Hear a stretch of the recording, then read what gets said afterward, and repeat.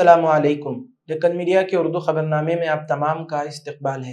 میں ہوں اسماعیل ریحان۔ آئیے ڈالتے ہیں نظر آج کی اہم سرخیوں پر۔ حماس نے صہیونی فوج کی 4 خواتین اہلکاروں کو رہا کر دیا۔ اسرائیل 200 فلسطینی آزاد کرے گا۔ ممبئی حملوں کے مجرم تحور رانا کو بھارت لانے کی راہ ہموار۔ امریکی سپریم کورٹ میں سزا کے خلاف نظر ثانی کی درخواست مسترد۔ جے پی سی چیئرمین نے حکومت کی ہدایت پر کیا معطل۔ اپوزیشن ارکان کا سنگین الزام۔ ارکان نے اوم برلا کو خط لکھ کر کیا اعتراضات کا اظہار۔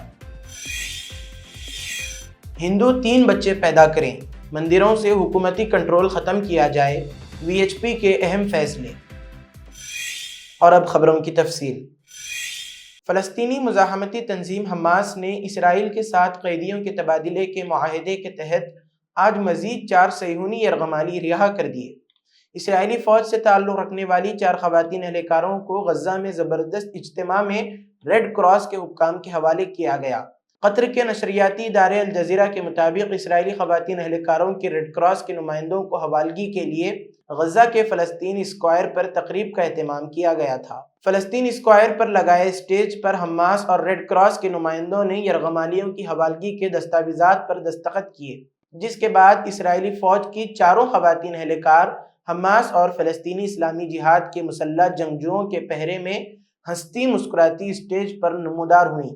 حماس کی قید سے رہائی پانے والی 4 اسرائیلی خواتین اہلکار حشاش بشاش نظر آ رہی تھیں۔ انہوں نے مجمع کو دیکھ کر ہاتھ بھی ہلا کر خوشی کا اظہار کیا۔ اس موقع پر غزہ کے شہریوں کی بڑی تعداد موجود تھی، جبکہ اسرائیل میں یرغمالیوں کے اہل خانہ سمیت اسرائیلی شہریوں کی بڑی تعداد ان مناظر کو ٹی وی اسکرین پر براہ راست دیکھ رہی تھی۔ اسرائیل 4 خواتین اہلکاروں کے بدلے آج مزید 200 فلسطینی قیدیوں کو رہا کرے گا۔ حماس نے اسرائیلی جیلوں سے رہائی پانے والے فلسطینیوں کی فہرست جاری کر دی۔ الجزیرہ کے مطابق اسرائیلی قید سے رہائی پانے والے 121 فلسطینی عمر قید بھگت رہے تھے، جبکہ دیگر 79 فلسطینیوں کو بھی طویل قید کی سزائیں سنائی گئی تھیں۔ پہلی بار ڈنمارک نے قرآن پاک کی بے حرمتی کا مقدمہ درج کرتے ہوئے 2 افراد پر فرد جرم عائد کر دی۔ غیر ملکی میڈیا رپورٹس کے مطابق ڈنمارک میں قرآن پاک کی بے حرمتی غیر قانونی قرار دیے جانے کے بعد نئے قانون کے تحت گزشتہ روز قرآن پاک کی توہین کے مرتکب 2 افراد کے خلاف مقدمہ درج کر کے ان پر فرد جرم عائد کر دی گئی۔ میڈیا رپورٹس کے مطابق ان افراد کی شناخت ظاہر نہیں کی گئی ہے، تاہم ان پر الزام ہے کہ انہوں نے گزشتہ برس جون میں ایک تہوار کے دوران سیاسی، معاشی اور سماجی شعبوں سے تعلق رکھنے والے لوگوں کو جمع کر کے قرآن پاک کی بے حرمتی کی ہے۔ حکام اور مقامی میڈیا کی جانب سے ملزمان کے مبینہ اقدامات کی مزید تفصیلات فراہم نہیں کی گئیں۔ حکام کا کہنا ہے کہ ان ملزمین کی جانب سے مذکورہ کارروائی عوامی سطح پر کی گئی، جس کی ویڈیوز سوشل میڈیا پر براہ راست نشر کی گئیں۔ امریکہ کی مختلف ریاستوں الاباما، جارجیا، ٹیکساس اور فلوریڈا میں برفانی طوفان اور شدید سردی سے 10 افراد موت کے منہ میں چلے گئے۔ بین الاقوامی میڈیا کے مطابق فلوریڈا میں تاریخ کی شدید ترین برف باری ہوئی ہے، جہاں 25 سینٹی میٹر تک برف پڑی ہے، جبکہ ٹیکساس کے علاقے بیومنٹ میں 15 سینٹی میٹر برف ریکارڈ کی گئی۔ خلیج میکسیکو کے ساتھ موجود ریاستوں الاباما، جارجیا، ٹیکساس اور فلوریڈا میں برفانی طوفان اور سردی نے 10 افراد کی جان لے لی ہے۔ انڈونیشیا کے صدر پرابوو سوبیانتو یوم جمہوریہ کے موقع پر مہمان خصوصی کی حیثیت سے ہندوستان پہنچ گئے ہیں۔ وہ جمعرات کی رات نئی دلی پہنچے، جہاں ہوائی اڈے پر وزیر مملکت برائے امور خارجہ پاوترا مارگریٹا نے ان کا استقبال کیا۔ پرابوو سوبیانتو انڈونیشیا کے 4تھے صدر ہیں جنہوں نے یوم جمہوریہ میں بطور مہمان خصوصی شرکت کی۔ انہوں نے راشٹرپتی بھون میں صدر دروپدی مرمو اور وزیر اعظم نریندر مودی سے ملاقات کی۔ ہندوستان اور انڈونیشیا کے درمیان پی ایم مودی اور انڈونیشیا کے صدر پرابوو سوبیانتو کی موجودگی میں دلی کے حیدرآباد ہاؤس میں مفاہمت ناموں کا تبادلہ ہوا۔ پروگرام سے خطاب کرتے ہوئے مودی نے انڈونیشیا کے صدر کا استقبال کیا۔ انہوں نے کہا، انڈونیشیا ہندوستان کے پہلے یوم جمہوریہ کے موقع پر مہمان خصوصی ملک تھا اور یہ ہمارے لیے فخر کی بات ہے کہ انڈونیشیا ایک بار پھر ہندوستان کے 75ویں یوم جمہوریہ کے موقع پر اس تاریخی لمحے کا حصہ ہے۔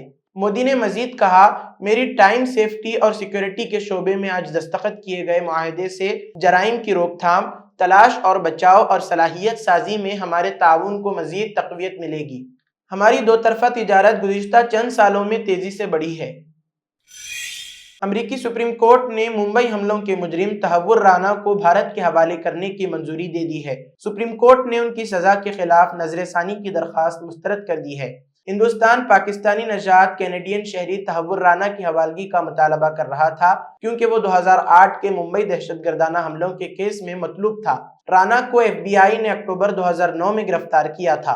भारत के हवाले किए जाने से बचने के लिए राना के पास ये आखिरी कानूनी मौका था। इससे कबल वो कई विफाकी अदालतों में कानूनी लड़ाई हार चुके हैं, जिनमें अमरीकी अपील कोर्ट भी शामिल है। 13 नवंबर को राना ने अमरीकी सुप्रीम कोर्ट में दरख्वास्त दायर की। डोनाल्ड ट्रंप के अमरीकी सदर के तौर पर हलफ उठाने के एक दिन बाद सुप्रीम कोर्ट ने उसे 21 जनवरी को मुस्तरद कर दिया था।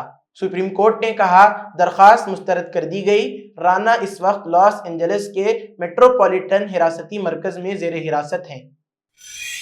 इबादत गाहों में लाउड स्पीकर के बेलगाम इस्तेमाल पर अदालतों की जानिब से कंट्रोल की हिदायत आती रही हैं, लेकिन हालिया दिनों में इलाहाबाद हाई कोर्ट और मुंबई हाई कोर्ट ने मुतल्लिका दरखास्तों पर अहम फैसला सुनाते हुए हिदायत जारी की हैं।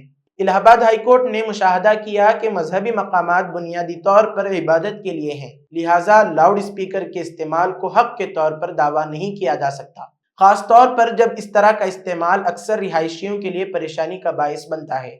अदालत ने यह मुशाहदा एक मुख्तियार अहमद की तरफ से दायर एक रिट पिटीशन को खारिज करते हुए किया, जिसमें रियासती हुक्काम से मस्जिद में लाउड स्पीकर लगाने की इजाज़त देने का मुतालबा किया गया था। रिपोर्ट के मुताबिक जस्टिस अश्विनी कुमार मिश्रा और जस्टिस डोनाडी रमेश पर मुश्तमिल बेंच ने पाया कि दरखास्त कुनिंदा शिकायत का अहल नहीं है, क्योंकि दरखास्त गुजार ना तो मुतवल्ली था और ना ही मस्जिद उसकी थी।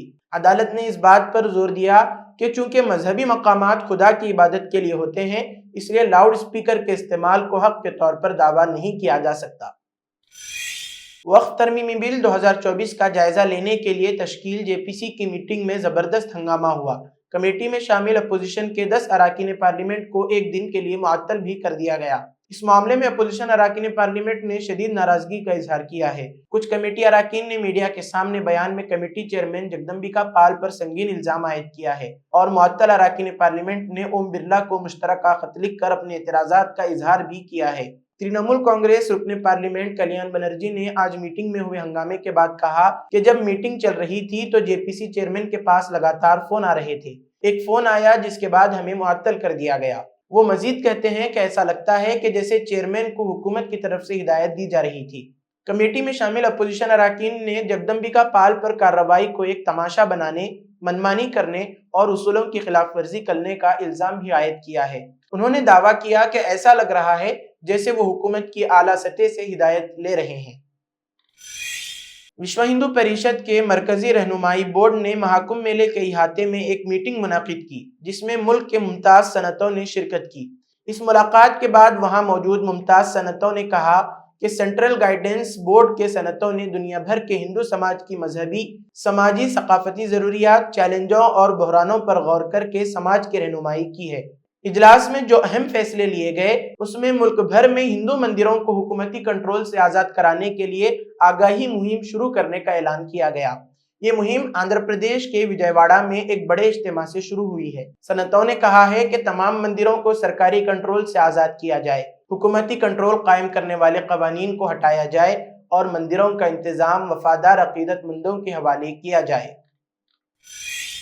इसी के साथ आज की खबरों का इख्तिताम होता है। कल फिर होगी मुलाकात नई खबरों के साथ। दीजिए इजाज़त। अल्लाह हाफिज़।